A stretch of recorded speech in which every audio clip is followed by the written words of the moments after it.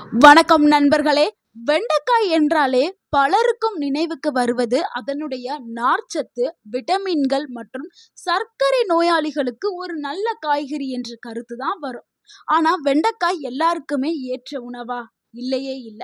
சிலருக்கு அது நன்மைகள் தருவதற்கு பதிலாக சில உடல்நல பிரச்சனைகளையும் அதிகரிக்க வாய்ப்பு இருக்குது. இன்னைக்கு வீடியோல வெண்டைக்காயை யாரெல்லாம் சாப்பிடவே கூடாது, யார் அளவோடு சாப்பிட வேண்டும், யாரெல்லாம் சாப்பிடலாம், ஒரு நாளைக்கு எவ்வளவு எடுத்துக்கிறேன்னு, அடுத்து வெண்டைக்காய் கூட தவிர்க்க வேண்டிய உணவு சேர்க்கை என்ன, வெண்டைக்காய் சாப்பிட்ட உடனேயே சில உணவுகள் எடுத்துக்கொள்ளா சில ஆபத்துக்களை ஏற்படுத்தும். அரிப்பு, தோள்கள்ல பிரச்சனை, சிலருக்கு வெண்புள்ளிகள் கூட ஏற்படலாம். இந்த மாதிரியான கடுமையான பாதிப்புகளையும் ஏற்படுத்துறதுக்கு வாய்ப்பு இருக்குது. ஸோ எந்த உணவு சேர்க்கை தவறான சேர்க்கை எல்லாத்தையும் தான் நம்ம இந்த வீடியோல பார்க்க போறோம். எப்படி சரியான முறையில் வெண்டைக்காயை சாப்பிட்றது அப்படிங்கிறதையும் நம்ம பார்க்க போறோம். ஸோ எல்லாமே அறிவியல் ஆதாரங்களோட தான் பார்க்க போறோம். வீடியோவை ஸ்கிப் பண்ணாம கடைசி வரைக்கும் பாருங்க. இந்த ஒரு வீடியோ கண்டிப்பா உங்களுடைய உடல் ஆரோக்கியத்திற்கு ரொம்ப ரொம்ப முக்கியமான ஒரு வீடியோவாக இருக்கும். உங்களுடைய வாழ்க்கையை மாற்றக்கூடிய ஒரு அற்புதமான வீடியோவாக இருக்கும். உங்கள் ஆரோக்கியம் உங்கள் கையில்தான்.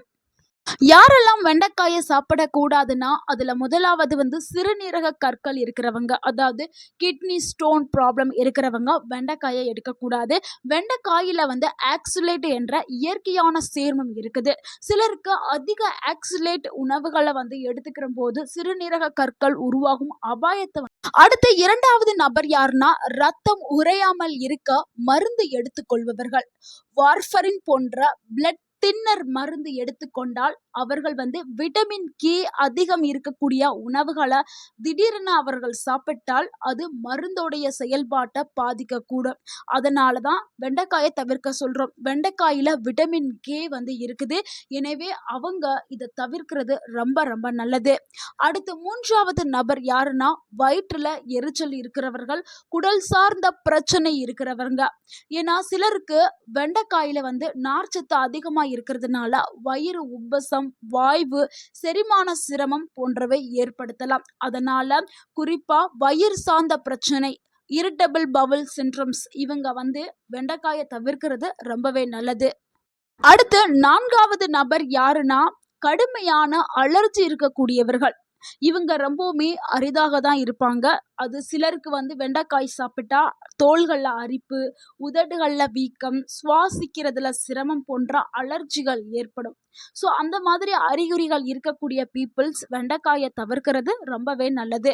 அடுத்து ஐந்தாவதா பார்க்கக்கூடிய நபர் யாருன்னா, குறைந்த இரத்த சர்க்கரை அளவு இருக்கிறவர்கள் வெண்டைக்காயை தவிர்க்கிறது ரொம்பவே நல்லது. ஏன்னா அதிகமான சர்க்கரை இருக்கும்போது எடுத்துக்கிட்டா அந்த சர்க்கரை அளவை மெயின்டைன் பண்ணணும்.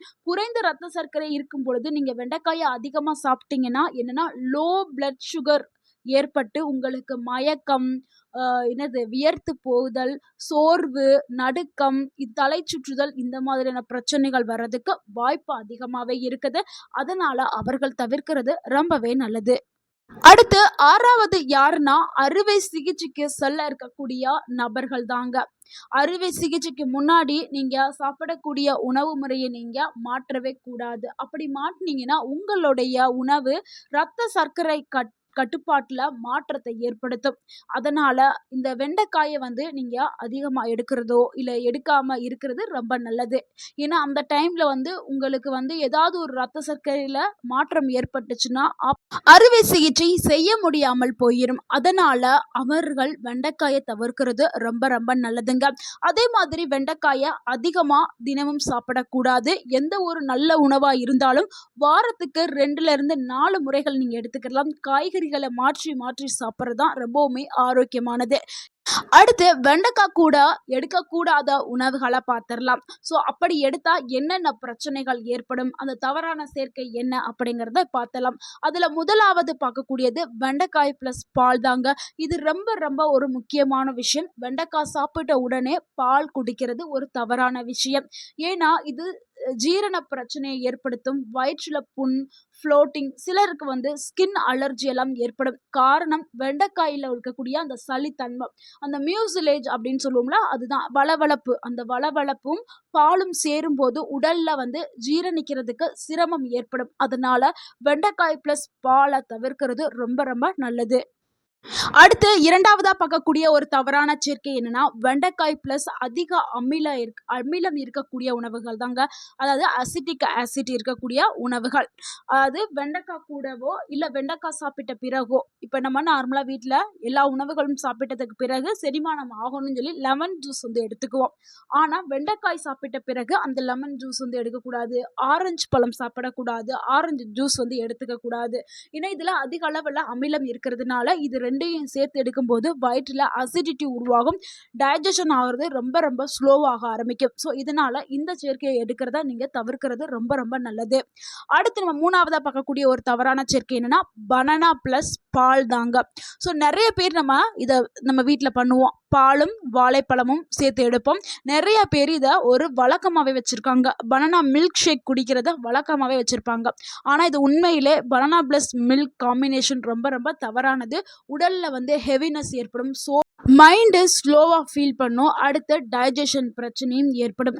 ஆயுர்வேதாவுடைய பார்வையில் இந்த காம்பினேஷன் ரொம்ப ரொம்ப ஒரு ராங்கான காம்பினேஷன் அப்படின்னு ஆயுர்வேதாவில் சொல்லப்படுது. ஸோ அதனால் எப்போவுமே பாலையும் வாழைப்பழத்தையும் சேர்த்து எடுக்கவே கூடாது. முக்கியமாக வயதானவர்களுக்கும் குழந்தைகளுக்கும் இந்த சேர்க்கையை கொடுக்காதீர்கள். அவர்களுக்கு வேகமான ஒரு கடுமையான பாதிப்பை வந்து ஏற்படுத்தும். ஏன்னா அவங்களுக்கு நார்மலாகவே செரிமான தன்மை வந்து கொஞ்சம் கம்மியாக தான் இருக்கும், குழந்தைகளுக்கும் வயதானவர்களுக்கும். ஸோ அதனால் அவங்களுக்கு இந்த ஒரு சேர்க்கையை கொடுக்கறத தவிர்க்கிறது ரொம்ப ரொம்ப நல்லது.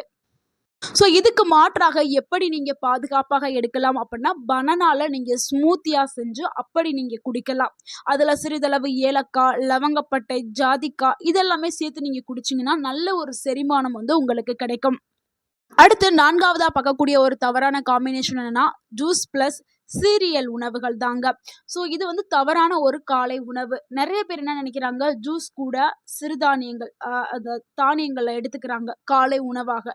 ஆனால் இது தவறு. காரணம் என்னன்னா, ஜூஸில் வந்து ஆசிட் வந்து இருக்குது.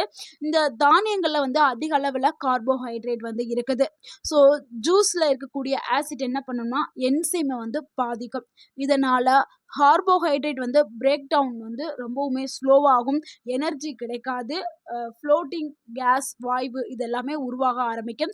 இதுக்கு மாற்று வழி என்னன்னா, ஜூஸை வேறு நேரத்தில் குடிக்கணும். நீங்கள் பிரேக்ஃபாஸ்ட்டுக்கு வந்து காலை உணவுக்கு நீங்கள் பழங்கள், நட்ஸு, ட்ரெடிஷ்னல் ஃபுட்டான இட்லி, தோசை இதை வந்து நம்ம எடுத்துக்கலாம். ஸோ இப்படி தான் சாப்பிடணுமே தவிர ஜூஸு கூட போயிட்டு சிறுதானியங்கள், ஓட்ஸு கலந்து சாப்பிட்றது, ஸோ அந்த மாதிரிலாம் பண்ணாதீர்கள்.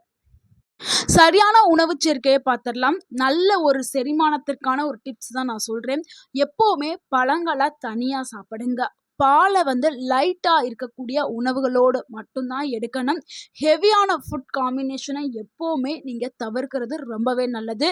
நேச்சுரல் ஸ்பைசஸை சேர்த்து சாப்பிட்றது ரொம்ப ரொம்ப நல்லது. ஸோ இப்படி தான் நீங்கள் எடுக்கணும். சில உணவுகளை நீங்கள் பார்த்து தான் சாப்பிடணும்.